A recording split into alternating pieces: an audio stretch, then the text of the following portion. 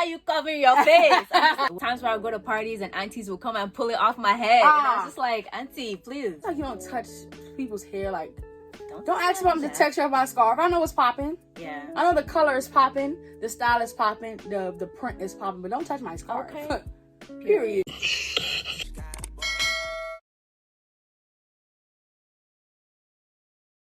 So how was your college experience as a Muslim woman? My college experience as a Muslim woman was interesting. So I think the story for almost every MSA is that it's usually dominated by Arab and Desi Muslims. Mm-hmm. So you have like, you know, the African Muslims and maybe even other Muslims, convert Muslims that are always kind of like pushed out or left out or, you know, not included to an extent. For sure. I mean, I would say overall it was positive, but there were those moments where I just felt like we, like African Muslims, Black Muslims weren't really represented as well. Yeah. And obviously that might be different. I know at HBCUs that have MSAs, it's all mixed and it's all represented well or different. I guess it depends on the university. But going to PWI, my experience was just that there was lots of moments where I just felt like the Black Muslim community wasn't included, and anytime we were included, it had to be something to attach to Blackness. Yeah. And I'm just like, we don't have to talk about being Black. We can talk about other things. Like, you don't have to, if you want to do an event and include more Black Muslims, the event doesn't have to be about being brutality. Black. Like, about police brutality. Yeah, like although those were good and they were nice. Like, we had an awesome event at my institution, which talked about like Ferguson and Palestine, which was cool. But, you know, there's other things we could talk about too. Right. Like, like at the end of the day, like, we're in this organization because we're Muslim. We're all Muslim. Yeah. So, like, don't try to act like I'm different than you. Like, I joined this organization because our baseline is that we are Muslim. So, like, let's kind of connect on that ground. Like, you know, like, don't try to make it seem like, oh, well, she won't relate because she's not this or because she is this, like, you know. And so I think that I had a little bit of trouble with my MSA, and MSA is Muslim Student Association, so most campuses have this. So I had a little bit of a struggle with mine too, because like you said, most of them, like, they were from the same either country or like spoke, you know, the same language. It was always annoying when they start speaking their same language. Yeah, and like I would always just be like like, okay, like, you know what I'm saying? But like at the end of the day, like, I felt uncomfortable. I mean, it's not even like I felt uncomfortable. I just didn't feel like included, like she said. So I started like not going to the event anymore or not participating. So then I was like, I mean, at the end of the day, like, this is still my identity too. So when they're doing like Eid prayer or when they're doing like Jummah prayer in the commons or in the area that we had to do Jummah prayer, it was like, I'm still gonna go to those spaces because it's made for me too. Like, y'all not about to like make me feel like I'm not wanted or I'm not included. It was those things were so annoying. It was so annoying too how their culture would come into it. Like, your culture is not Islam. Don't try to bring it into the whole MSA and say that this is how it should be run. The food that we would have for Eid dinner, nobody wants to eat freaking hummus and naan all the time, okay? Can we switch it up every year? Like, like maybe like potluck style. I don't know, but like I just felt like they immersed it with culture instead of like having it be a religious kind of organization. We're not one monolithic group of people that all act the same and have the same culture. Exactly. Exactly. And I'm sure like even amongst themselves, like there were differences. So it was like, why are you trying to act like we're just so different? But whatever. One year they loved like picking this same one guy. Or it was like the same 3 guys to either have a lecture or to lead a halaqah or something like that. And they were all either Desi, Arab, or white. And I'm just like... Yeah. See? There's people out there that can do this. Like, so many other people. And then it's like... I do commend my institution's MSA now. They're doing a lot more work to be more inclusive. A lot more work during Black History Month and stuff like that, which is good. So... I think I don't know about my old institution or my undergrad college, but now that I'm in grad school or professional school, whatever one you want to call it, now that I'm in professional school, the undergrad here, like, they're doing a really good job at like including everyone. So like they have a whole person that's directed towards engaging our Muslim students. Like that's her only job. Like, how do you make, and she's Muslim herself, but it's like, how, through her lens, how do they think that she can better engage the Muslim students and make them feel at home? So like, she's doing a very great job. Like, she's reached out to every school that they have, like graduate wise and even undergrad, and she brings us together most times. And so like, it was such a shock to me that like that happens, because like I said, I came from an undergrad institution that was like, I felt excluded. So I think overall, like we kind of mentioned before, like everybody is getting better at diversity and actually inclusion. So yeah, well, I guess we'll see in a few years where it goes, but yeah, we'll see. It's definitely gonna improve. It has to. I think it can only go up from here. Let's cross our fingers. How about your experience, like outside of like MSA, like with just normal, like with just normal daily? Like just normal daily people, like people saw me as like that Nigerian girl that wears a hijab, and I wasn't really ever confronted by it or treated differently. Like, I played intramural basketball. That wasn't ever an issue. Nobody said anything crazy to me. I was on the African dance team all 4 years with my hijab. Like, I was known as like that hijabi that dances on the Afro-Limbs dance team, and me killing it. I don't know. So like, the thing is that like, I was the only one for the longest time, and then like during my senior year, there was like 4 other hijabis on African dance teams, and I was just like, I don't know if I influenced this or if it was just gonna happen, but it's just like, no, I love to see it, but it's just like, damn. No, sometimes that is like people are shy to do what they actually like, because they feel like, dang, like I wear hijab, like I don't want to go in there and mess up their whole flow or whatever. So when they see somebody else doing it, like for me and my sorority, like I felt like other people saw me doing that and they were like, oh, that's a hijabi girl, she's doing a sorority, why can't I? So like, after that, so many people like either direct message me or text me like, how can I, like, I want to do what you did. Like, I was scared for so long because I thought they weren't going to accept me and blah, blah, blah. I'm like, girl, go for what you want. Like, I feel like for me, it was probably the same but different. I don't know. Like, I didn't feel like I had like trouble like getting along with others. Like, we had like a Black community at that time at my college that like didn't ask questions. Like, they accepted me for who I was. Like, I agree with you that. know, like I was always just like, you know, I wasn't the girl with the scarf or the girl with hijab. I was just Sheeda. Like, you know, like I was just like, oh yeah, that's Sheeda. Like one day I was just like, I'm about to just take the scarf off, like whatever. And then like I brought it up to my friends and they were like, are you crazy? Like, we know you. Like, that's how we know you. Like, don't ever like feel like you have to compromise yourself for others. And I was like, that like stuck with me because it was just like, dang, like this is my identity, and like they accept me for who I am. So change the narrative. Go into those spaces. Really, like go into those spaces and change the narrative. You do this. Exactly. You do that. Oh, okay. Right. Did you do Shimmy Like a Kappa too? Yeah. It's like people probably never won 2 times. Period. Like, people probably would have never expected you to do that. I'm not gonna do that. People probably would have never expected somebody like... I think people were surprised. Like, no, people were surprised. Like, when I came in the room, like, there was another Muslim guy there, and he was just like, you're gonna shimmy in a hijab? And I was just like, yeah. Why not?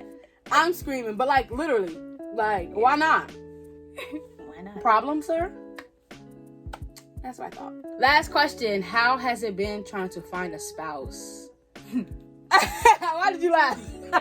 There's so many things that you can break down about this. Certain people will approach you because of the hijab on your head, and they'll approach you ready for marriage. And then on the other end, though, certain people would not approach you because of the hijab on your head. They think like you're this, like, you're too religious. Yeah, you're too, I don't know, but which is not the case. It's two ends. But overall, I think it's been a matter of finding yourself, because I think in talking to people and talking to other Muslim brothers, you really learn about what you want for yourself and what you don't want for yourself. So it's a process. It's nothing that's... A surprise! I'm getting married! Girl. People who you feel like have so much potential, and then like something just something like... Yeah, like something don't be like all the way like clicking. I don't know. I just feel like... It's weird. I don't know if also maybe like... I try to ask myself, like, do I have like a like romanticized idea about what I'm supposed to have or find in a partner? Or is I it definitely feel that too sometimes. Or is it just like I need to like really like actually write down like a deal breaker, no deal breaker, type of list. Somebody is quick to be canceled on mine, and for me, and I think that's my problem. Probably. Honestly, I think my problem is that people that or the guy that I actually start talking to, I'm not quick to cancel, and I kind of like drag it. It's the opposite for me. Stopping it when it needs to stop.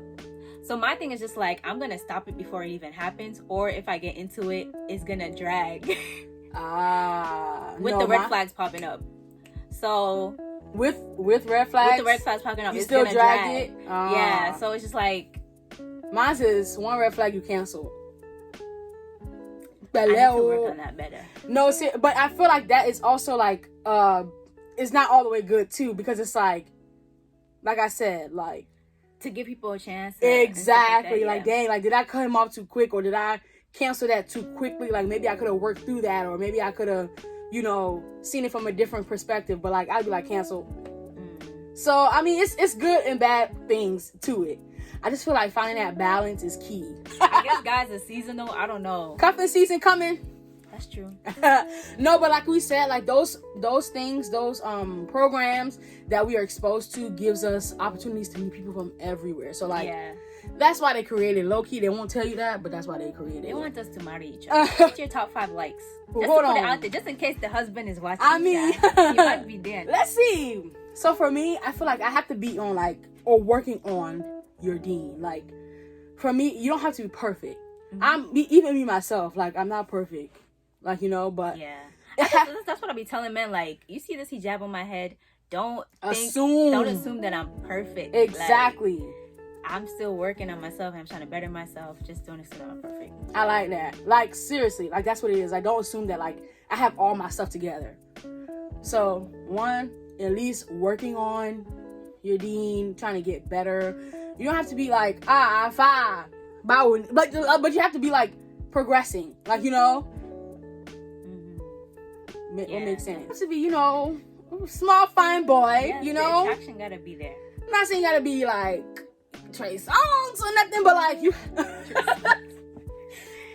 But attraction, I never have to be attracted to you, for sure. Number 2, maybe this is just a preference, but Yoruba, like, man, I don't know, like, that just makes I agree with you, but it's just like, you're about men. I know, but that's just me. Like, and I always say this to myself. I said, watch God be like, you thought, white boy. Yay, I'll run. No, but like, they are sweet. They are fine. They are lovely, but it's just like, it can ginger you in one way. I know. That will pull you in. You'll be ready to marry upon sight. And then you get there and then they'll just marinate you for a very long time. They'll just let you marinate like that. Like chicken. And you just at a cookout. Oh God, where's my ring? Really?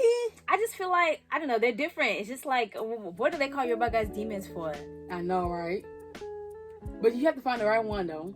Some people are willing to put a ring on that. I think our generation is actually shook and they don't know what to do. Because, like, even just talking about the grand scheme of things and how society is changing, what we knew as, or what our parents knew as success is completely different. Getting a college degree is not the straight shot to success anymore, necessarily. I think our generation is in shambles. And it's just trying to figure it all out. Yeah. And people can't pay rent. Like, rent is the highest it's ever been and stuff like that. That's true. I think that definitely plays a role. And, like, how I've been, like, talked to is, like, they're not trying to, like, rush anything and not have... I feel like, especially for men, I can't speak for men because I'm not one, but, like, they feel like they have to be stable. Like, everything has to be stable before they're like, I'm going to go out. Yeah. I'm going to go for that. Like, but honestly, speaking to most married couples, like, they weren't. Yeah. Like, it wasn't like they were all... And that's what they have to understand. And some Yoruba men are so prideful. Yeah. And they can't let that happen. I think they just need to take a seat and sit down and understand that, like, you're not going to have it all together. It doesn't mean you should delay marriage. Exactly. But the mindset is, I need to be stable, I need to be this before I can, bring somebody else into the picture. I love looking to my parents' example, like, about how they did everything. Like, they did everything, like, you would have thought, like, everything is in shambles by the way they was moving. Like, it was like my dad got accepted to a program in America. He had to quickly marry my mom so that she can come. They came here with nothing, started from scratch, having professional degrees already. And they just built themselves up. You know, that doesn't sound like a super stable, type of condition, but they worked together and they made it through. So that's, something that I always look to, and I'm like, okay, that seems like it can work, Yeah, and it's like, if we're looking to build together, why would you want to be done by the time you bring somebody else in there? Like, you know, because then it's like, dang, like you're stable or whatever, and now you have to incorporate somebody else. So wouldn't you want to just actually build together to reach stability? Like, I don't know, but men's, their brain is it's different. It's one kind.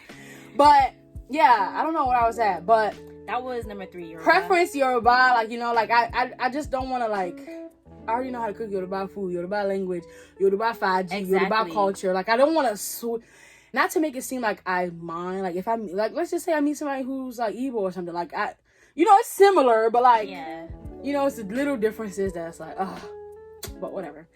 What else? You have to have something going for you. Like, you have to be, ambitious, or like, not necessarily career driven. Well, just have something going, shy. Like, you don't be saying like, oh, all I do is play game, Fortnite all day. Fortnite, 2K, Call of Duty, all of that. Like, not all day. Like, what you doing on this? Like, what are your goals? Where do you see yourself in 5 years? Like, you know what I'm saying? I don't want to mean to ask no like Oprah Winfrey questions, but it's like, I need to know. Like, where do you see this going? Where? And y'all don't be having the answers. You have to have a plan. You need to tell me that, like, I'm coming into your house. What house are you bringing me to? Yeah. What food will be there? I mean, obviously, we're gonna, as women, I believe women should bring stuff to the table as well. But it's just like, we need to be able to work together and move forward together. Yeah. So, like, that kind of thing. Like, I need to know, like, what you have going on. What are your plans? What do you want to do in life? Like, what are your career goals? That you're goal-driven and that you're effective. That ambitious. You're a hard worker. That you provide too. Exactly, be able to, like, work hard to provide for, your family and all that stuff. And to be responsible, chef. Yeah. So that's another thing for me. Like, for me also, maybe lastly, I would say, like, family oriented.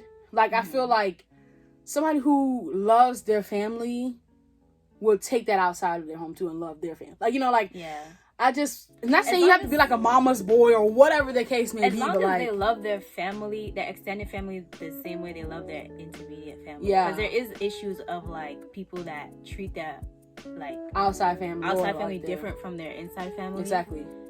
As long as it's equal.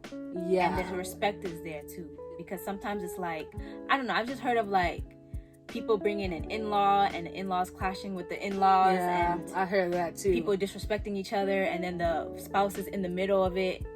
Yeah, that's the thing. Like, I really look at how you treat your siblings, your mom especially. Like, that is something I look at. Like, if I say, like, oh, bao ni leo, how's your mom or whatever, and like how you respond is key to me. Like, oh, like, I don't really speak to my mom. Like, I would be like, red flag. Like, like, that'll be a red flag for me, because it's like, why? Or like, like, what's kind of going on there? Like, how you speak of your mom or how you speak of your family is really something I like really listen to, because it'll let me know how you're going to speak of us if we're a potential family. Like, you know what I'm saying? Or how you're going to treat us if we're a potential family. So, I don't know. Honestly, everything you said is everything I would have said. Like, someone that's working on their dean, someone that is, I'm attracted to a Yoruba Nigerian guy. Obviously, that's ideal, but anybody can come. And then someone who is goal-driven, ambitious, responsible, and someone who's very family-oriented. And the other thing I would add probably is, like, someone who's positive, and is, like, very cognitive. What's the word? Very cognizant of, like, making sure they're fulfilling my love languages. Yeah. Because that's a good one. Positive things. You're always lifting my spirits. Saying good words, that's I'm gonna be like this to you. I'm gonna be attacked. Yeah, I feel like somebody who understands you is always a thing. Like someone who understands 100% your moods, your emotions, your attitudes, and can work through that. Yeah. For what do they say? And not for run better away or for from it, or exactly. like, not try to avoid it. Yeah. Like not try to call you crazy. Like just work through it with you. And the opposite for you. Like I can work with him on during his moods, attitudes, whatever, because y'all be having them too, man periods. But smash together like one, exactly. Complete half idea, become one on live a happy life. So if you want to marry us, just comment down below and single, DMs. It's open. I hope you guys got some insight on this video. Yeah. This is a fun little conversation. If y'all want to see a little more conversations like this, let me know in the comments. I got real talk for days. So, if y'all want to see more of my girl, Sheeda, I'm going to drop her Instagram below, her YouTube page below, and we will do more videos, hopefully. Hopefully, you'll see. I know. I'll be in the DMV area sooner or later. Okay. It's coming, Sheeda. We're bringing her to the DMV. But yeah, thank you guys for watching this video. Make sure you comment, like, subscribe, and share. And I will see y'all on the next video. Peace. Sensational.